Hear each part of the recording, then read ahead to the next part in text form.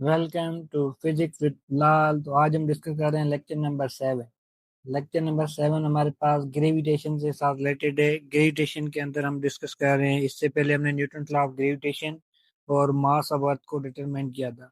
तो अब जो हमारे पास टॉपिक है वो है ग्रेविटेशनल फील्ड स्ट्रेंथ। तो अब 9th क्लास के टॉपिक को ये डिस्कस कर रहे हैं जो हमारे पास है ग्रेविटेशनल फील्ड स्ट्रेंथ। तो ग्रेविटेशनल फील्ड स्ट्रेंथ बेसिकली क्या है? अर्थ जो है, अर्थ के अराउंड एक फील्ड होती है जिसको हम क्या कहते हैं? ग्रेविटेशनल फील्ड कहते हैं। तो जैसे अर्थ हमने कहा था कि ये हमारे पास अर्थ है, इस ये हमारे पास इसके अराउंड एक फील्ड है जिसको हम क्या कहते हैं? ग्रेविटेशनल फील्ड कहते हैं। ये अर्थ है तो अर्थ की एक फील्ड है जिसको हम क्या कहते हैं? ग्रेविटेशनल फील्ड कहते हैं। और जिसका जो डायरेक्शन होगा हमेशा कहाँ होगा? Toward the earth. हमेशा कहाँ होगा? टूवर्ड द अर्थ होगा। ग्रेविटेशनल फील्ड ऑफ अर्थ जो है हमेशा उसका डायरेक्शन जो है वो कहाँ है? टूवर्ड दी अर्थ है। तो ये हमारे पास इसका जो डायरेक्शन है हमेशा कहाँ पर होगा? टूवर्ड दी अर्थ होगा। तो इस फील्ड को हम क्या कहते हैं? ग्रेविटेशनल फील्ड कहा जाता है। तो उसी के बारे में हम फर्दर यहाँ पर डिस्कस कर रहे हैं। तो हमारे पास ग्रेविटेशनल फील्ड, पहले तो हम बात करेंगे ग्रेविटेशनल फील्ड है क्या, फिर हम बात करेंगे ग्रेविटेशनल फील्ड स्ट्रेंथ के बारे में। तो हमारे पास है ग्रेविटेशनल फील्ड। तो अब यहाँ पर हमारे पास क्या है? Region in which mass experience force due to gravitational attraction. मतलब एक ये रीजन है, एक सर्टेन स्पेस है जिसके अंदर कोई भी मास है वो इस फोर्स को ऑब्जर्व कर रहा है, तो उसको हम क्या कहते हैं? ग्रेविटेशनल फील्ड कहा जाता है। तो इसको हम इस तरह से डिफाइन कर सकते हैं, ए रीजन इन विच ए मास, जो मास है हमारे पास क्या कर रहा है? एक्सपीरियंस कर रहा है किसको?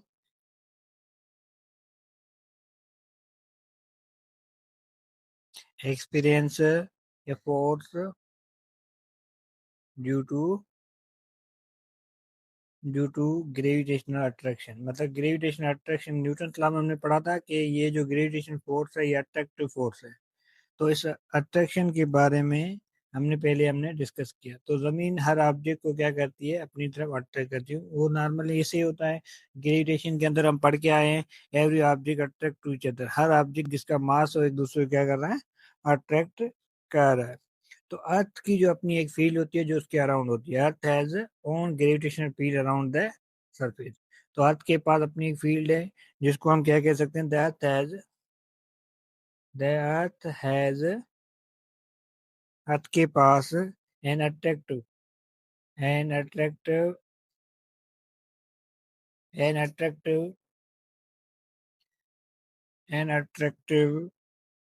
Gravitational field. तो अर्थ के पास कौन सी ग्रेविटेशनल फील्ड है? अट्रैक्टिव ग्रेविटेशनल फील्ड है अराउंड इट। तो अर्थ के पास जो फील्ड है हमारे पास अट्रैक्टिव ग्रेविटेशनल फील्ड है अराउंड है अर्थ।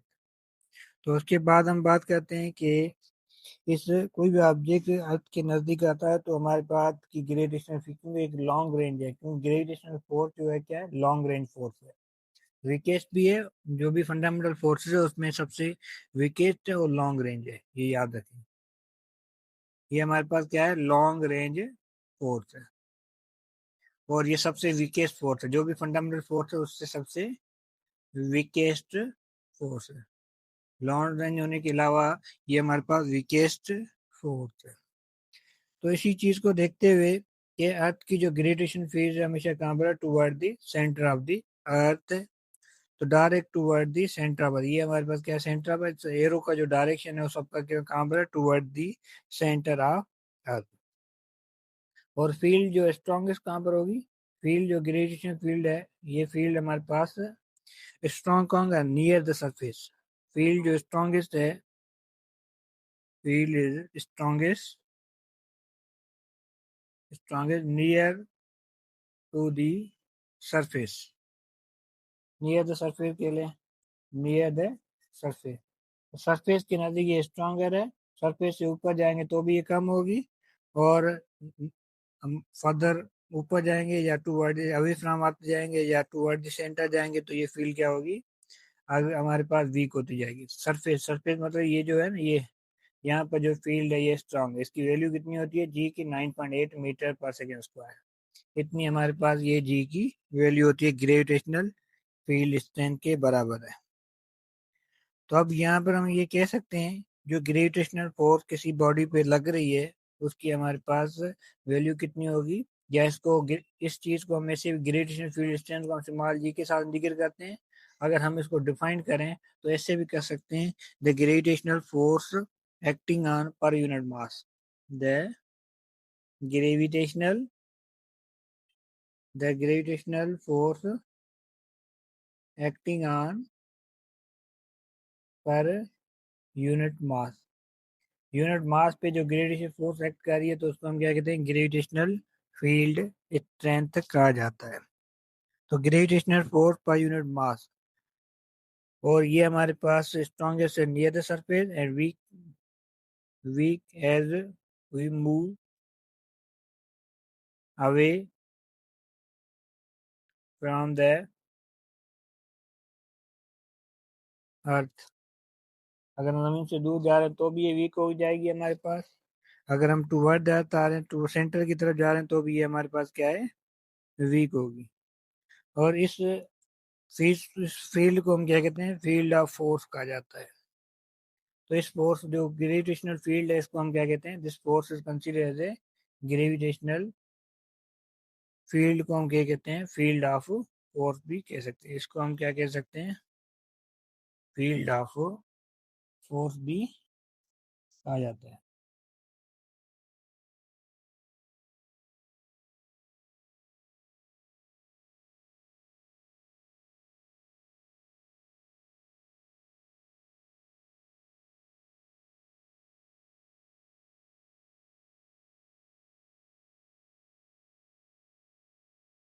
तो ये हमारे पास फील्ड ऑफ फोर्स भी कहा जाता है।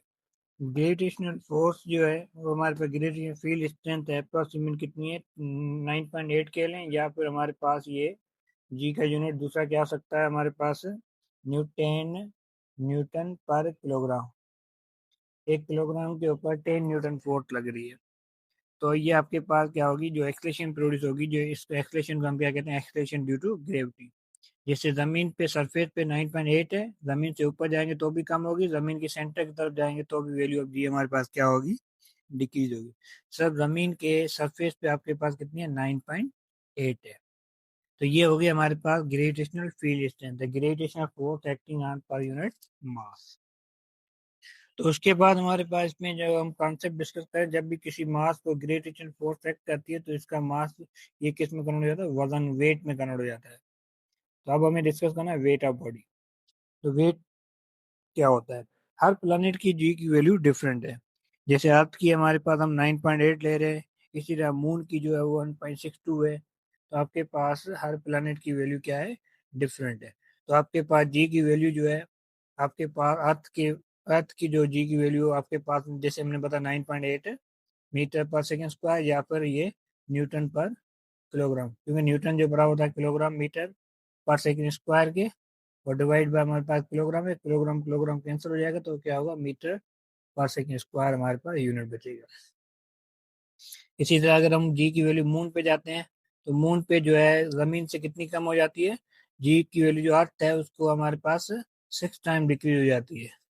तो ये 9.8 को 6 के साथ डिवाइड करेंगे तो ये आएगा 1.62 मीटर पर सेकेंड स्क्वायर। ये वैल्यू ऑफ जी किस पे है, at the surface of moon. इसी तरह वीनस पे हमारे पास कितनी है, वीनस पे हमारे पास जी की वैल्यू है, वो हमारे पास है 8.87, ये वीनस पे है। तो सबसे ज्यादा हमारे पास किस पे है, जी की वैल्यू हमारे पास है, सन की जो ग्रेविटी बहुत ज्यादा है। तो सन की जो है, सन एक स्टार है, तो सन की जो है हमारे पास जो है वो आपके पास क्या है, 274 मीटर पर second square.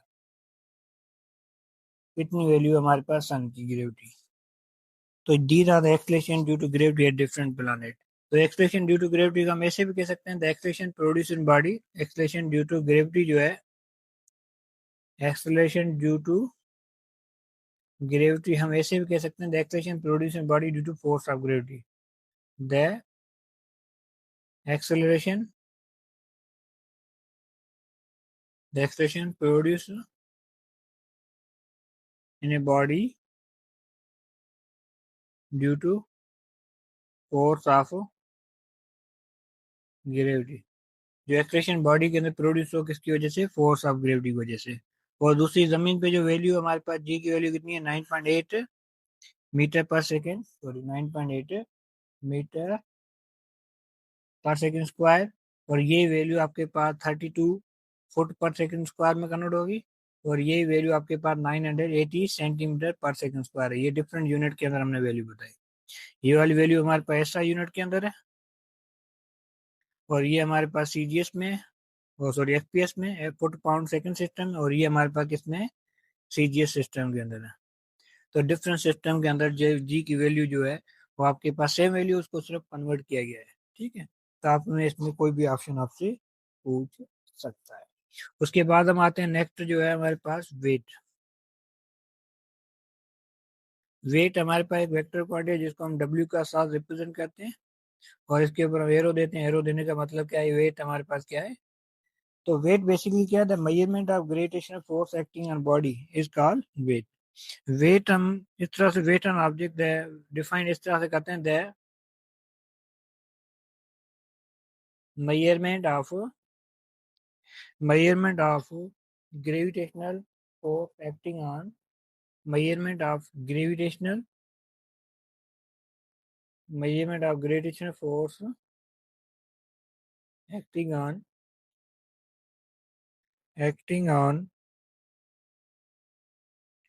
the object. The measurement of gravitational force acting on object is called weight. तो वेट जो है वो हमारे बराबर होता है, वेट जो बराबर है मास इंटू ग्रेविटी। वेट जो है मास को जब एक्सलेशन ड्यू टू ग्रेविटी के साथ मल्टीप्लाई किया जाता है तो हमारे पास क्या बन जाता है, वेट बन जाता है। तो वेट का यूनिट हमारे पास क्या होगा, मास का यूनिट है किलोग्राम, और एक्सप्रेशन ड्यू टू ग्रेविटी का यूनिट है किलोमीटर पर सेकंड स्क्वायर। तो ये हो गया किलोग्राम मीटर पर सेकंड स्क्वायर, जो बराबर हमारे पास किसके, न्यूटन के। तो ऐसा यूनिट ऑफ वेट जो है हमारे पास क्या हुआ, ऐसा यूनिट ऑफ वेट जो हमारे पास क्या हुआ, वो न्यूटन हुआ। ऐसा यूनिट ऑफ वेट जो हमारे पास क्या है, न्यूटन है। और वेट जो हमारे पास वेक्टर क्वांटिटी है, वेट जो है, weight is a vector quantity. Weight जो हमारे पास कौन सी क्वांटिटी है, वेक्टर क्वांटिटी है। ठीक है, और इसका जो डायरेक्शन होता है हमेशा टूवर्ड द अर्थ होगा। डायरेक्शन जो होगा वो toward the centre of earth होगा, to direction toward the centre of earth होगा, ऑफ द अर्थ, जमीन के सेंटर की तरफ हमेशा इसका डायरेक्शन होगा। तो वेट हर जगह पर सेम नहीं रहता, क्योंकि वेट डिपेंड करता है जी, जी की वैल्यू हमारे पास डिफरेंट होती है हर पोजीशन के ऊपर। तो वेट जो हर जगह पर सेम नहीं है, हर पॉइंट पे क्या होता है हमारे पास, डिफरेंट होता है। तो ये हमारे पास आ गई वेट की। Thank you for watching physics with Lal.